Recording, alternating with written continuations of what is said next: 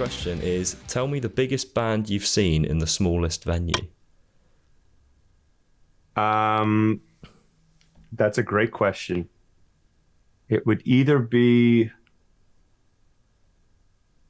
I actually saw the Foo Fighters last weekend play in this little auditorium here in Montreal that seats only 3,600 people or so. So in terms of like, I think it's a two-part question because we're talking like biggest band playing a concert or just like appearing somewhere. Because if it's just playing a concert, it would be Foo Fighters playing to like not even 4,000 people. But if it was just like an appearance where they played for an event, like I remember I was at NAMM. I don't remember what year it was, but my friends at Loudon Guitars had an event and didn't tell anybody what was going on. And there was literally 50 people in this room for they were revealing this Ed Sheeran guitar. And sure enough, Ed Sheeran was the surprise guest and played like a song or two to like 50 people. So I don't know if that counts. Yeah, that counts. That's sick. That's good. I'm not even like a huge Ed Sheeran fan, but I definitely would go to that. Like, I certainly admire his just ability to write, just songwriting ability. Like, you know. A lot of respect. Like we didn't know that was happening. It was kind of a surprise. I think if it was advertised, it would have been a few more than 50 people there. I don't think they would have fit everybody. Like, they'd be riots, yeah, exactly. Yeah, I think if they advertised it with 50 tickets, and then there'd just be. Have you seen like the Taylor Swift concerts where there's like tens of thousands of people outside the arena? Oh yeah, like crazy. It'd be like that. Yeah. That's mental. Yeah, I was saying I did a Q&A session with Tony Iommi. That's about as close as I've got. I think there's about 30 people in the room probably, but he didn't play anything. So don't know if that counts. Maybe. Right. Who knows? Yeah, I mean, I've had interactions with people, but I think, again, the question was more about kind of performance element. So I think whether I'm forgetting other ones or not, I'll just stick with those. Do you tend to get like starstruck when you meet people like that, or have you had any big starstruck moments, or can you kind of keep your composure? I've been able to keep my composure. I think I've never... You know, when I was a kid, and I remember I was at a school assembly and they were giving us a talk on like drinking and driving or something that like when we were of age, we shouldn't do. And I remember there was this guy that was in a commercial at the time when we were all 7 or 8 years old on like that we just see a lot. And the guy from the commercial was part of the group that was talking about drinking and driving prevention, and we were all just like, oh my god, it's the guy from the commercial. Like so when I was 6 or 7 or 8, I think I was pretty affected by it, but then once I actually became a person, no, I hasn't really had much effect on me. I respect people with that stature and it's all good, but I think at the end of the day, those people just want to be treated like the rest of us. And so in my experiences meeting anyone at that level, I just try to just be like a normal person and not be a fan or someone that's just in awe of their existence, you know? Yeah. I think there's, it's so easy nowadays with the way the world is to forget there's people on the other end. You know, even though you're literally just looking at, someone could be watching this conversation and kind of, you can sort of disconnect from the fact that it's like another person on the other end. Right. I know this is going to be a very neat segue now, because I know when I was reading about the sort of background for the album and sort of relationships being one sort of topic, I guess it's rather a broad topic, right? That was mentioned as sort of part of the lyrical inspiration, among other things. Is how do you feel like the world we live in today affects relationships, whether it's your own or how you've seen it affect others' relationships? How does that kind of... Wow, that's a great question. I think it's affected relationships more than ever because we live in this time now. Well, I should say we lived in this time of a couple of years where we didn't see people for a while. And then all of our communication and contact was through the phone or through email or texting and stuff like that. And then I feel like a lot of people still are sticking to that. And a lot of people don't really want to be as social as they were. They're not as open to the idea of how a relationship was before in terms of communication and stuff like that. And I think it has changed a lot of people just in terms of their own output. Like, I think some people are just more comfortable going, you know what, those couple of years of me just hanging out with me and my dog, like, I think that's who I am. And I think I feel more comfortable with myself, just keeping to myself more so. And you know what, I'll send a check-in to some of my friends and family once in a while, but I don't know. I think like the levels of introvert and extrovert for certain people just like became very clear. And just over time, like relationships change, separate from a pandemic. I think that has a huge effect in just relationships and how they change, because people change and we're always evolving, and just a part of human nature, part of life, right? I mean, like they can change for the better too, right? It's not just changing in a bad way.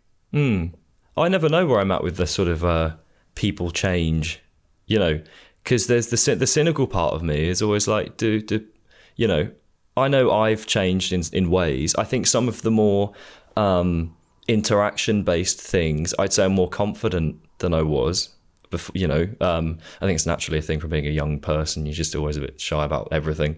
And I think, I didn't realize I'm quite an extroverted person until I sort of became more confident. But I think a lot of my core values and how I am hasn't maybe changed that much. I don't know. How much do you think people change? I think everyone's different, and everyone goes through different shit. So that'll have an effect of where and how someone adjusts. I'm kind of like you. I don't think I really, came out of that time differently. It was like a little bit of a pause where we all kind of adjusted our communication intake. And then it was just once regular programming started again, I felt like I just picked up where I left off. And I tried to maintain it when it was all going on too. Yeah, it's difficult to, is there anything you learn about your own sort of communication and how you communicate, and then how that translates into anything that you're writing, I guess, as well? It's a form of communication. Like, is there anything you learn about how you communicate with people in that kind of time? I learned, I think it was stuff I already just said already twice. Cool. It was stuff I already knew and was aware of. Like, you can't just you have to give too. And, you can't just expect to always hear from people. You need to be giving out that equal amount of reach outs and communication and put yourself out there. I think it was a time where a lot of people, again, I can't believe we're still talking about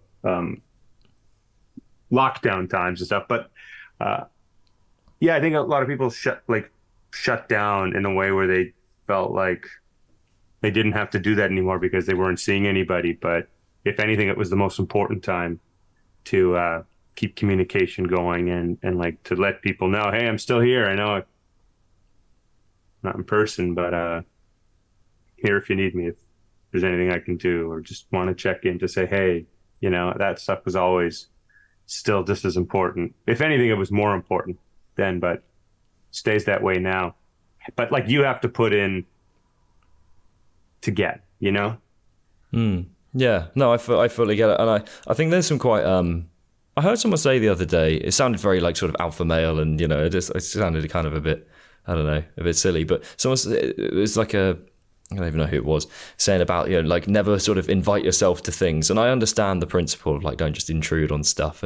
But the amount of times I've just like gone to shit where I don't know someone's going to be there, or if I, or who, and I don't know, I feel like I've made loads of friends and contacts and relationships and all sorts just by like, I don't know, just having the confidence to appear at stuff and just like, and I suppose it's not giving, is it, in that sense, but it's a willingness to be open rather than sort of social expectation, I guess.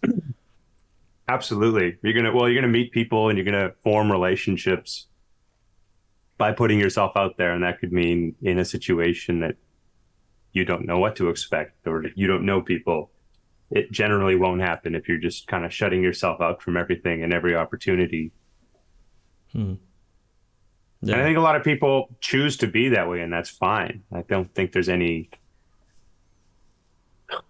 right or wrong way to be, because we're all kind of wired in different ways, and you just got to listen to yourself and, you do the best you can within what your mind can handle. Yeah. I'm interested to hear if you can kind of relate at all.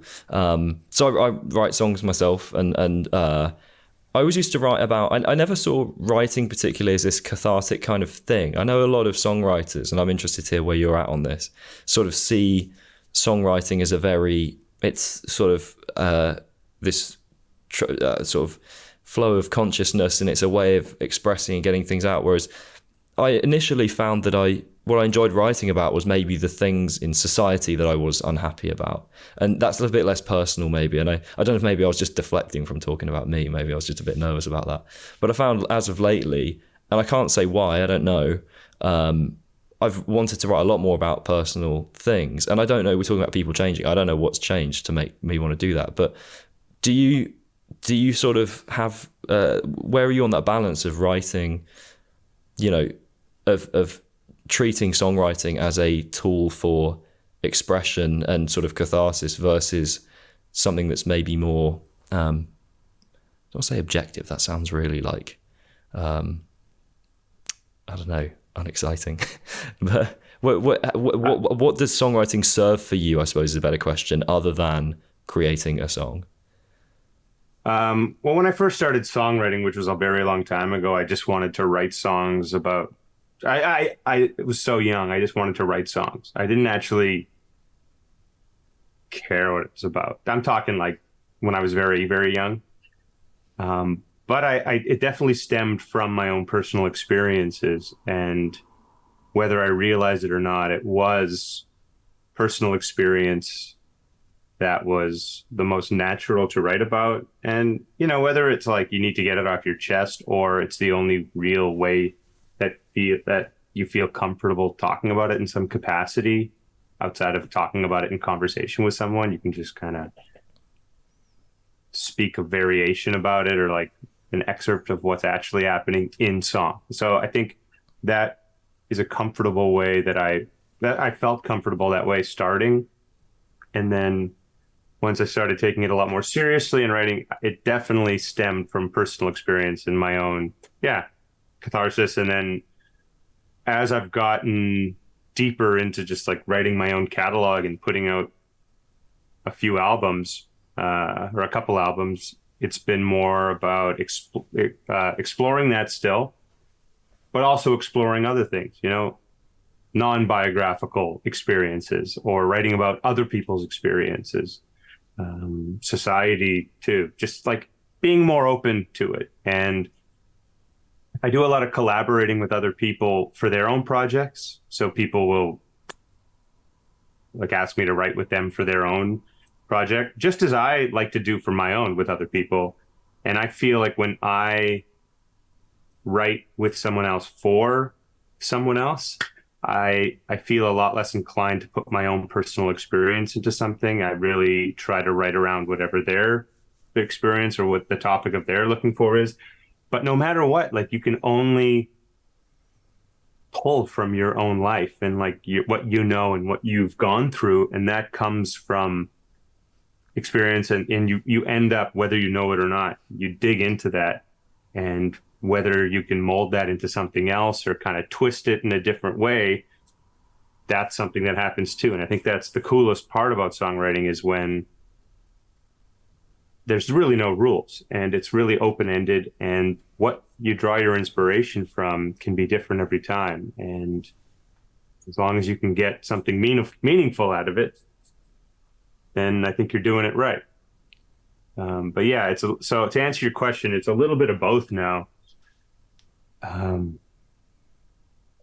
Like I feel comfortable singing or writing about whatever I choose to write about. I think just as a songwriter, as you know, or as a musician or anything you do, you always try to keep evolving and growing. And I think it's good to explore other areas in terms of what you can write about and talk about. Yeah, one of the things I again reading through the sort of like press release for the latest music, the thing that I kind of found interesting is how it seemed like you sort of inclination to go towards sort of solo music. Sort of on that topic, when it comes to sort of making a change in your direction in life, I always find this an interesting kind of thing to discuss with people. I guess mainly I can feel like I can relate myself. I've changed things in my life and I want to kind of hear what people have to say. But do you feel like on the topic of changing direction in some way, going from where you were previously to doing kind of your own music, do you feel like there's a sort of sometimes we have to be pushed to sort of make changes in life, right? Do you feel like, how much do you feel like you need to kind of have that almost negative push to make those changes? Because I know sometimes you can be all too comfortable in a situation where it's not quite bad enough, where you don't want to push, where you feel the need to change. But then sometimes I feel, unfortunately, I've only made changes in my life when things have become uncomfortable enough in some way. I'm not saying you're just having some shitty time of things before you're doing your own music, but how much do you feel like change in your life has been sort of prompted by positive versus kind of negative events or people or whatever? I think it's a mixture of both. I have to think back. I mean, anything I've done or has happened in life, I mean, you know, it's like saying everything happens for a reason, but you go through life just doing what you do and just certain, I don't know. Okay. I don't know that I think of it that deep. I just think that like you're dealt with the cards that you're dealt with. You get what you get. And oftentimes anything like an event causes some kind of other event.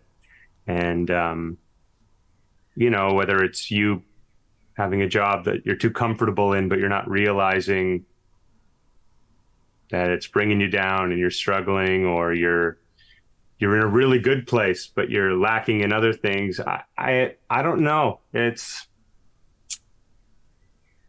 Yeah. I think like for me, at least, like my path and what I do and what I have been doing, I really, in some ways, it hasn't changed. Like I've done the same thing. And I think I would have always been doing my own thing as well, writing my own songs, because it's how I started. It's just like life is, it's like this overarching thing of what you're doing. And then, you know, for example, I don't know if I'm making sense here. I'm following. But like this year, I've like done some sideman stuff again, because the way we've routed my year, it's been a lot of the first, I'd say the second and third quarter of this year are a bit more chill before it gets really crazy again. And this first year was crazy. And it just so happened I had opportunity to do some touring with some other bands again, which I haven't really done in a few years. And it was really fun, because that's like what I've done for, I don't know, 15 years before I started doing my own thing. And it made me think, like, in some ways, to answer your question, like, it really, change, I think, doesn't necessarily have to do with a positive or negative event or something. It just, what happens, and you either go along for it and shift yourself to go along with like the path that life is leading you on, or, you know, you could be stubborn and say, I don't want to change what I'm doing, and I want to stick to what I'm doing, and I don't want to change. And I think an outlook like that, being open-minded, just in life, is a good way to be, with reason. And I don't know, I just kind of go with it. And that's kind of how my life has gone. I've just gone with it. And that's what's led to everything. Yeah. Really. So in terms of your like sort of writing for this album, and speaking of sort of changes, I guess am I right in thinking you started kind of around when the COVID and that kind of kicked off? Is that kind of roughly when the sort of writing process kind of started? Yes. So I was in the middle of finalizing, or actually I put out the first single for the song Coming Back, which is the first single off of Headway. And that's when we started. I think I need to like get once I'm done with the project and I can fully be like, okay, everything's in motion. All the single releases are planned. I can like stop worrying about it. Then I have like the mental capacity again to start writing. And like all of us, I think it took a few months to get in sync with myself creatively again. And I wasn't really, I don't know. I was just trying to navigate through such a weird time, and feeling inspired and creative took me a minute to get there. So around that same time is when I started writing, and it became this beautiful time. For a lot of reasons, I just like, finally I was inspired. The consistency of not traveling and not having a million things to do outside of just being at home wasn't an issue. So I could just like really be consistent with it. And for me, if I don't write regularly, it's like a muscle. It's a strength. Like I get a lot weaker. I need to like keep it up consistently, and it feels really good. So I was really consistent. I was doing writing sessions with a lot of different people and friends, because also everyone was at home and available, and it was this beautiful thing. And that's when though. Yeah, and so I guess this is, you sort of partly answered the follow up that I was kind of going to go with, which is what do you feel? What sort of situations do you feel are conducive to creativity for you? Because I know that I found, I don't know, like I said, I sort of found I'm quite an extroverted person, so right. I felt a little bit kind of lacking in energy, I feel, and until I could have those opportunities to spend time with people and stuff. What sort of situations breed creativity for you? To be honest, if I knew that answer, I think I'd be a lot more creative, because sometimes I think sometimes I think I figured out that question and I go, I just need to do this. I need to be in this place. And it just kind of hits me. So I don't know. I don't feel very creative when I'm traveling or on the road, because I'm like, don't get me wrong, I feel creative about performance and like worrying about that. But for writing and stuff, it's like the last thing I have mental capacity for. I guess when I'm just, it has to just come naturally. And most of the times, and any idea for me has come from sitting down and messing around and not even expecting to come up with something. I'm not the type of person that daily I can just go, okay, from 11 to 1, I'm going to try to write something. I can't, unless I book a writing session with someone, and then it's a different story. It kind of forces you to get into that. So I guess like maybe scheduling something with someone gives you accountability to start thinking a bit more creatively. But I really don't know the answer, because it's always been different for me. It either hits me or it doesn't. And if it doesn't, I really don't try to force it. And to be honest, some of the greatest ideas I've ever had, you know what I mean? Like when I've had my own light bulb moment, have come to me like if I'm out for a jog or out for a walk or something. Nothing related to a studio, instruments, just walking around away from it. That's been when I've gotten some of my like favorite lyrical ideas or concepts, or even just like a plan to do something. I think I just need to take myself out of this idea and frame of mind of like, no, you have to create, you need to do something, you need to do it now, and then it happens. You know what I mean? It's a really tricky balance. I struggle to find it, where I know I know sometimes I can really force myself to be creative, and the sort of the more I guess like career-minded, busy version of my mind wants to just be able to sit down and write, like you said, 11 till 1. I'm going to write that bit of that song, and that's going to be the best one. And it's like, it doesn't obviously work like that. And I feel like you can just so much get in your own way with this stuff. And actually, it was something I was intrigued to ask you about. Kind of your more with sort of your soloing and your more vocal kind of lead guitar sort of playing. How do you? For me, a massive part of the time I feel most open and expressive when I'm playing is when my head is just empty of anything else in the day, and I'm just sort of focusing on what's happening. Right.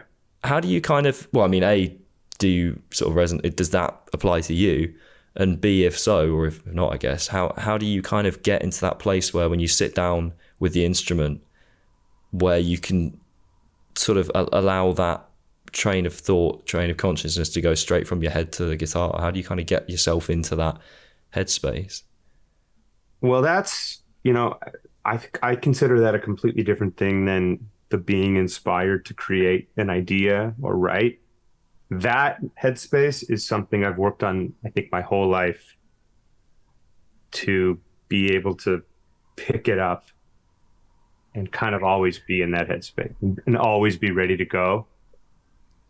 And I've spent, there's a lot of technical things I've done where, working on my ear training or learning the ins and outs and putting in the 10,000 hours to like be able to hear it and put it on paper, so to speak, on the instrument. That's been my whole life of working on that and still working on it. Like, no one's mastered anything, far from it. Outside of lyrics and singing, like, that is how I express myself. Just like how you were saying, that is my form of expression musically. So it's not going to be expressive if I'm not connecting fully to it mentally to my hands. So yeah, that's something I work on all the time and continue to try to strengthen. And it's just time. It's a lot of time spent on it, just like anything else. To really connect with something, it's like, it sounds so cheesy, but it's not like what I do. It's who I am,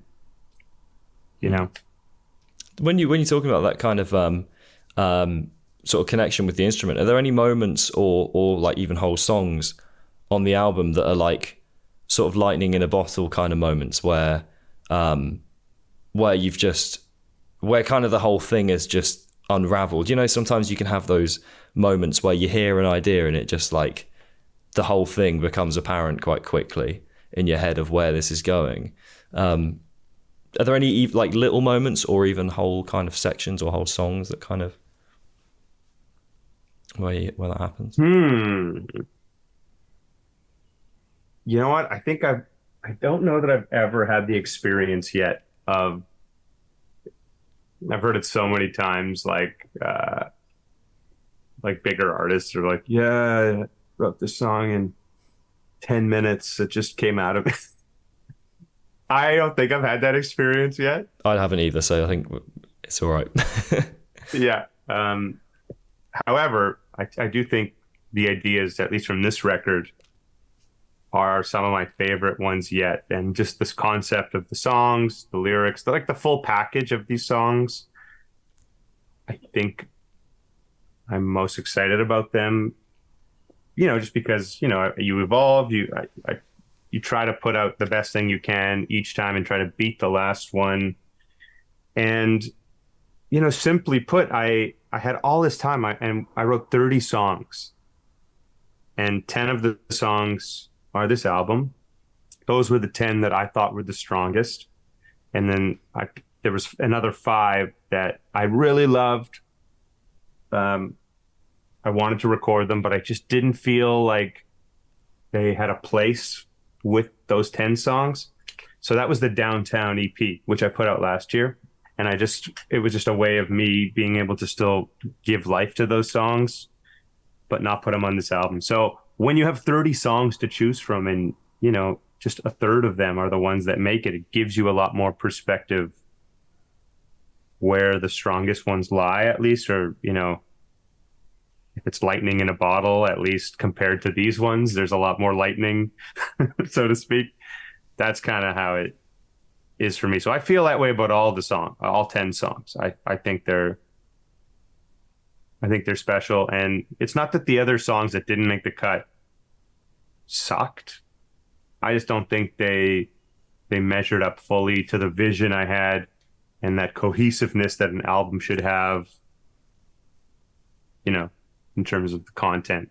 And that's kind of what it comes down to. Why do you feel there's a lot of debate lately around among musicians around like release schedules and strategies and all that stuff? Sounds very technical and uninteresting to anyone that's not a musician, maybe, but you can make it broader than that. Where are you at with the some people go, oh well, the album's dead, it's just all about like singles, and then other people are completely the other way around. Where do you feel like it depends who you are as a musician? Like, where are you on the kind of on that?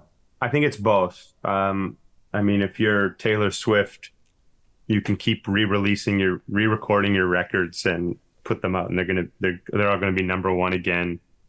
Or she could put out a 30-second single of her like vomiting, and it would probably be number one too. We do live in this time where attention spans are dwindling. It's all about the give it to me now in the first 10 seconds, and then if not, then I'm hooked. Then I'm not hooked. Next, swiping up to the next thing. That's where we're at right now. And I have a team that helps me and gives me a lot of suggestions on how things are done now. But for the grand scheme of things, I'm kind of old school, and I grew up listening to records. I grew up saving up enough money, cutting the grass, so I could go buy like this CD, and I'd listen to it in my room and just read all the liner notes or like read the lyrics and stuff like that. That's how I feel music should be. And I think as great as singles are, and singles have always been a thing, that hasn't changed. I think the singles are just little tastes of the full listening experience, which is the full album. And I think an album should be listened to. I think you should be able to pull from it at any point and listen to the songs you like, but listening to it front to back is that listening experience that is so important. And I think we lose when we just live in this singles type of mentality. And listen, the music industry, as you know, changes every day, and it's going to keep changing and modifying in a way that we either agree or we don't agree. Maybe it'll just be this cycle where it goes back to like, hey, full albums are cool again, go for it. But who knows? It's just always going to be changing. And I think as an artist, you have to have your, you have to have awareness of what is going on now, how it goes, but you also need to maintain your authenticity. And that, for me, that's like still doing it. And like, honestly, most people are still doing records. And all my friends and colleagues we all do it the same way. A few singles, and then the record comes out, and then you tour it into the ground, and then you do it again. I think the biggest change I've seen, at least in a couple of years, is the amount of music people are putting out. So I don't know if it was because everyone was at home and had so much more time, or everyone has a home studio set up now and they don't need to pay $600 to $800 a day to rent a studio anymore. People are just putting out so much more music. So, people are putting out 2 albums a year or 3, like a lot of things. And that sparks the debate of quality over quantity. It sparks a debate of many things. But at the end of the day, I think, like I was saying, when change happens, if it's bad or good, you just go with the flow. It is how it is. There's no sense in changing it. Just do what works for you. And that's kind of how I think about it. Do you think you talk about being a bit sort of, I guess, old school with I suppose it's still not, maybe it's not, I suppose the current release, like you said, most people do stick with that kind of method, but I mean, it might, you never know, like you say, could change tomorrow with the way things are. Do you Probably think will. Oh, probably, yeah. Probably will change. By the time this is out, this will be out of date, yeah. Exactly, yeah. Is there anything you think like maybe bands or musicians are missing nowadays? I won't ask you to single anyone out, obviously, but like that perhaps something we could learn from the old school guys that we're maybe neglecting nowadays? Well, I think what we neglect is, what I think a lot of people are neglecting is hard ticket value. And what I mean by that is, back in the day, before Facebook, before MySpace, before anything like that, people would tour. And yes, the industry was kind of different at that time. People were selling records at that time, but you put posters up, you put flyers up, there'd be word of mouth. And you would get the word out by just like going everywhere and slugging it out and doing the thing. And nowadays, exposure is so much easier because you could post a video of you slipping while you were doing the dishes, and you might go viral, and then you build a fan base off of that, which sounds crazy, but that's how it is. And I wonder if people are focusing, and again, this is something we have to do because this is the time we're in. People are more focused on the following, the online following, the numbers, rather than getting out there and actually doing the thing. And don't get me wrong, there's a lot of people who have, gained a huge following from just online, and through that have been able to just go out and do the thing, and like every show is sold out. So what am I saying? I just kind of canceled out my point, but I think what I'm trying to say is, I think this generation, and I don't just mean younger people, I mean my age, older, we all just now, we measure success by numbers and followers and this, and we're not thinking of the big picture enough, Oh, you only have how many streams on Spotify? Oh, well, you're not doing it right. As opposed to like, you're not having good numbers, but like you go out and sell tickets at all these shows. Those are the things that will probably never change. Live performance. I think just looking at the big picture is important, and not just like micro focusing on the superficial aspects of it. And it's tough. I mean, you can't in this age, you can't have one without the other. I'm not here to say anyone is doing anything wrong. I said I'm old school in the fact that I like listening to albums in full, and I like listening to music with my friends and on my own and whatever, but I'm very much open and willing to shift with how the industry goes, because you have to. Yeah, I suppose there's an element of that kind of being at the mercy of the beast, I guess, with the industry, I guess. But with kind of going back to some of in terms of like the lyrical stuff on the album, a couple of concepts that I was sort of reading about that, to me, I'm trying to cleverly tie them together in my head, and you can tell me whether I'm totally wrong or not. A couple of the topics that were mentioned were like forgiveness and sort of mending relationships, right? And to me, both of them tie quite neatly into this idea of you sort of have to kill off a bit of ego in a good way, I think, to be able to do those things. Certainly implies a level of empathy and understanding that I think you have to be able to do that. There's certain people in my life that I think, for me to try and forgive them of things, I really have to try and understand where they came from in that situation. Is that kind of killing off of the ego? Is that something, am I right or am I wrong? Like, how close am I on that in terms of something you've experienced that might have informed the things you've chosen to kind of write about? Yeah, I mean the relationship type of songs are a little of my own experience and actually a lot of some other people's experience that I was kind of I was not like, I was kind of moved by their situation and how they navigated and how they felt about moving forward as a person. And yeah, I think it's not always an ego thing, but I totally see how for some people it's tough to admit if you're wrong or if you're the one that could be doing something better to fix a situation.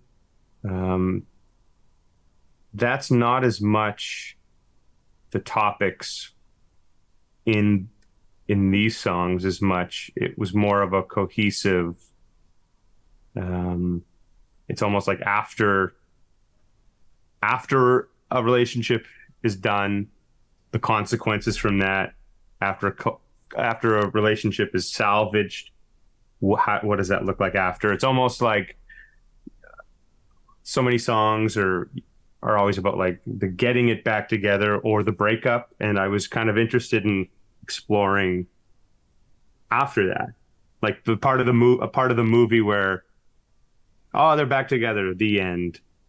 What happens after? What are like the 20 years after that? Like, I was kind of focusing on those areas, and I don't know. I was just trying to come at it from a different angle, I guess.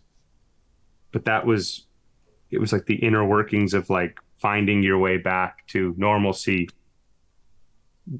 with someone in a relationship when you've either like, you've lived with someone and it ended, but you kind of get back on track, and it's what that part is like, or the other way around. It's just that kind of stuff was pretty interesting. I'd say that the biggest theme of the record is, outside of the relationship aspect, is kind of why people or why we do or say certain things. Like, I wanted to call it Reasons Why because every action or everything has a reason. And it's not always a relationship. It's not always you're wrong. It's not always I'm wrong. Sometimes life is just, people are misunderstood. Sometimes people can't fully communicate, or they can't really get people to see them how they see themselves, if that makes sense. And that kind of stuff is really interesting to me. And it's just like, why is that? Why are people like that? Why are we all different? What makes us different? How does time play into that? And like letting time pass in a way where it changes us, or do we change time by the way we are? Just all these little things. Those are kind of the overarching themes I was really interested in playing with these songs. What's the only thing that you can point to in life that's prompted you to kind of be interested in that kind of understanding purpose and why people are sort of pursuing certain things and why they act the way they do? Is there anything kind of about you that you think is sort of inquisitive in that way that leads you to think about these things? I think just by living, we go our whole lives thinking we have everything figured out, and then something might happen and you go, well, for sure that happened because they're wrong, or that happened. I had nothing to do with it. And then you pull back the curtain, you're like, wait a minute. Do I have something to do with it? Like, could it be what I did or how I say, or am I too passive? Am I this? I think, I don't know, just overall in life, I've realized how I think I've tried to become as self-aware as possible always. And I know so many people, and maybe this is what's inspired it too. I know so many I have so many friends and just like people I know who are the most not self-aware, and they don't realize their effect on other people, and they don't realize their actions or lack of action sometimes can have great effect in social situations. And I guess I'm not saying I've figured it out or perfected anything in terms of my self-awareness and figuring that out, but it's offered a lot more perspective in the sense of like the grand scheme of things. And you know what? Everyone is different, and everyone is kind of perfectly imperfect for a reason. And no person should be the perfect person. I don't think it exists. And it's 100% not possible, because we all have different experiences. We all have different hearts and brains and everything. And all that stuff makes everyone kind of an interesting person and like their own interesting form. And exploring that and digging deep rather than like a shifting blame kind of way, but almost more like a study in why we're certain ways and how we are is very interesting to me. And I think that kind of stuff played out in all these songs in regards to the topics. Yeah, I feel like it's interesting that you kind of taken a more bird's eye view, I guess, in that way, because I think it's easy to kind of, especially like you said, sort of shift blame. And it's particularly as a songwriter, it's, I think, maybe not easy. There's plenty of good songs in this that are written like this where they're very critical of something or someone. Oh, you did me wrong, and how could you do this to me? And is that what you mean? Like that kind of standard? Yeah. I wanted to. Nothing wrong with that. It's done well for a lot of people. Sorry, I didn't mean to cut you off. No, you're right. No, that's exactly what I was going to say. So carry on. Yeah. Just, I just trying to come at it from a different angle and trying to explore these topics and subjects in different ways.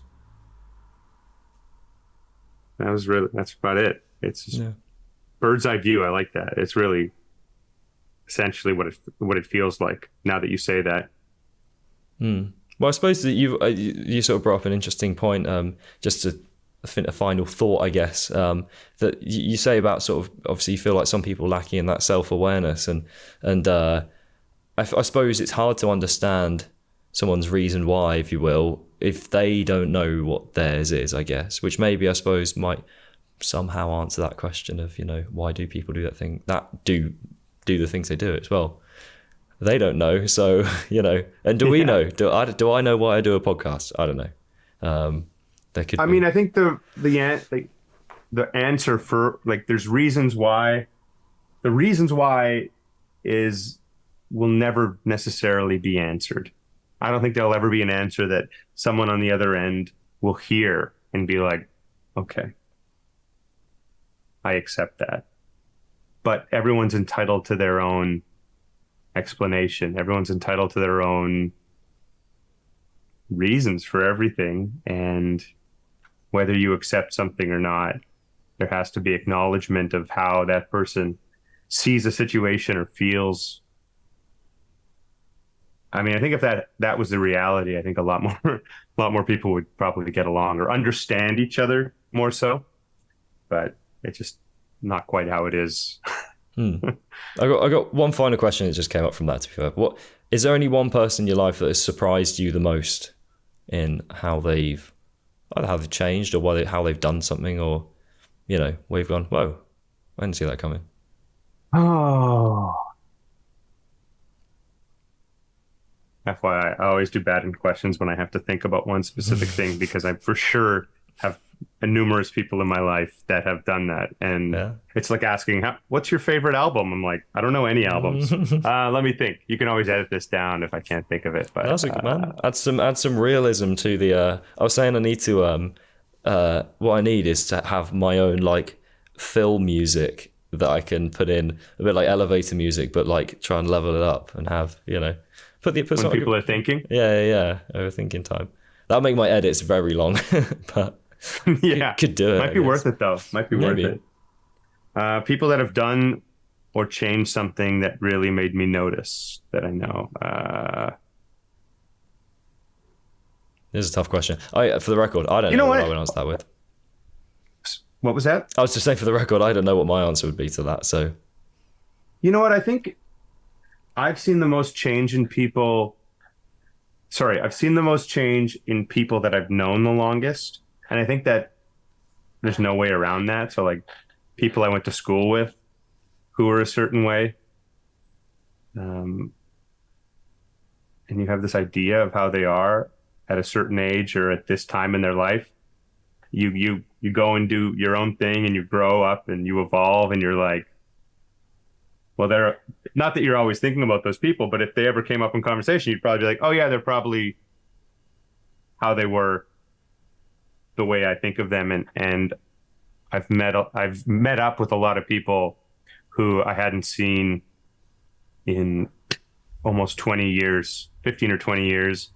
And yeah, just to see certain people in a better headspace and smarter and like doing it's hard to judge people when they're young too. I'm not trying to say code word for people just growing up, but you can definitely see significant change in people when you have something to compare them to before.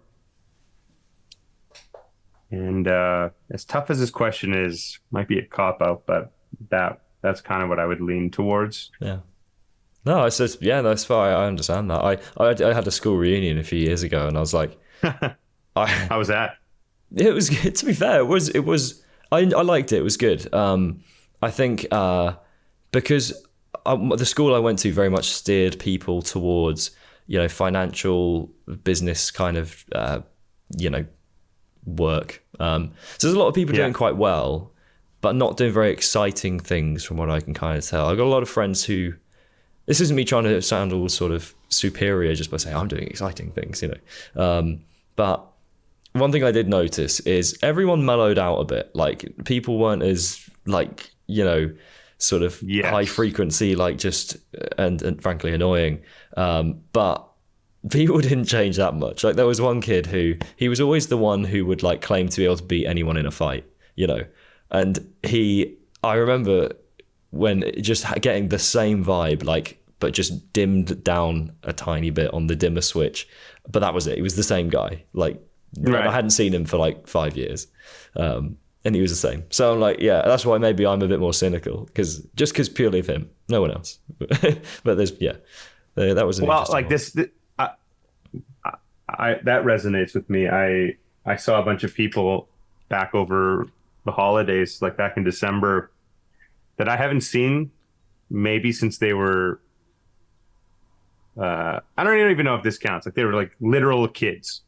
Like there was such an age gap between us that when they were that age, I was already a young teenager or whatever. And there was like enough of an age gap where there was a disconnect, and we all reconnected at this event, and they're all just adults now.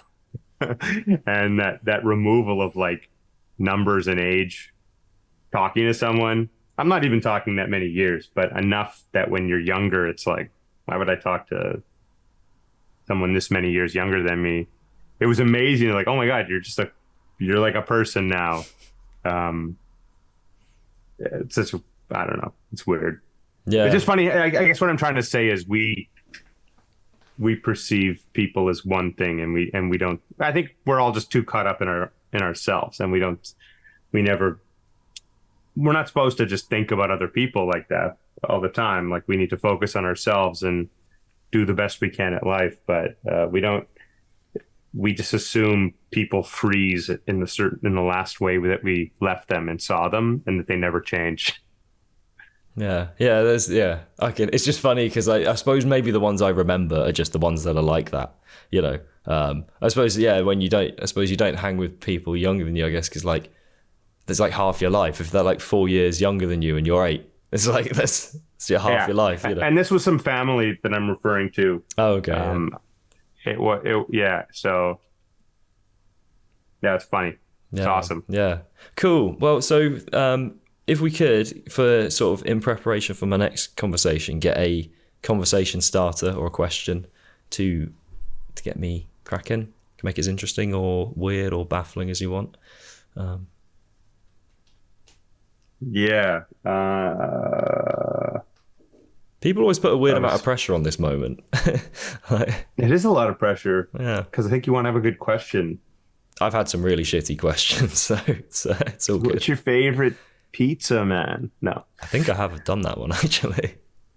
No, give me 2 seconds here. So good. I think this is number 118, 19, something like that. So there's been some. Wow. It's been a range of questions. Get that music on. Yeah. Thinking music. So is everyone on this podcast like artists or musicians? They're all like in the musical world in some way. Yeah, yeah. I'll try and keep it. I won't tell you who it is because I think actually, I don't know who it is just yet. So if I look at my calendar, keeps it more open-ended as well. They've got to be applicable. Well, this applies more if it's like a musician or an artist or something, but like how, as a musician or an artist, but really it applies if you're a lighting director too. What do you do to maintain your own voice in what you do, like your own authenticity and your own essence? Wow, essence really brings it down to the core. That could throw me in the deep end proper, which I like, which is good. Like deep end is in deep, like philosophically deep, not sort of deep like, oh no, how am I going to deal with this? Yes. Yeah, I like that. Cool. And then I need an artist that deserves some love that you wanna share.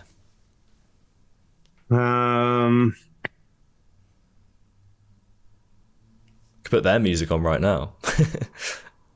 Might be a copyright issue there, and I might have to take every episode that I ever do down. But just struggling hard. So good.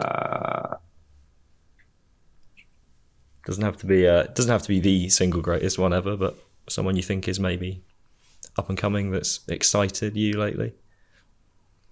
I would say there's so much. There's that's why I'm struggling. There's an endless amount, basically. Could do, I don't know, maybe when you've seen live recently or something, speaking of the importance of all that.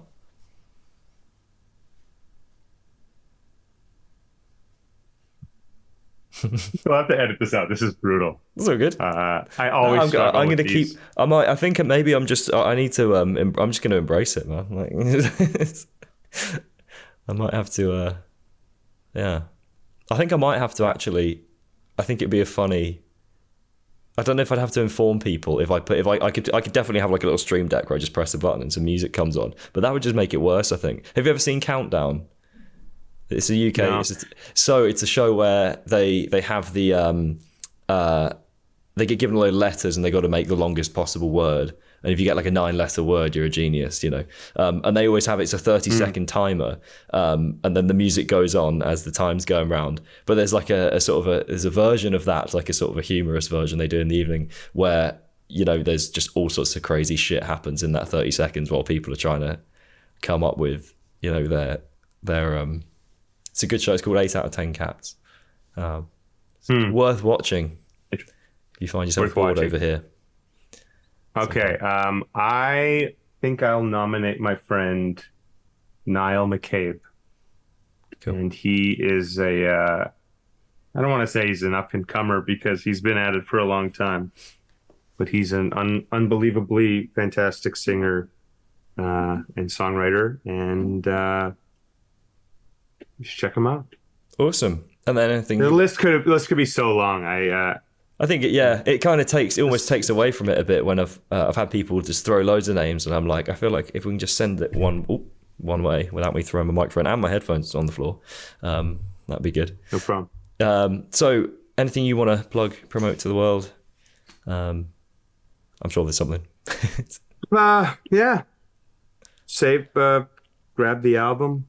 You can order it and come to a show. We're touring a lot. So if we're in your city, come see us. Yeah, man. Yeah, excellent. Well, thank you very much. Thank you, man. It's a pleasure.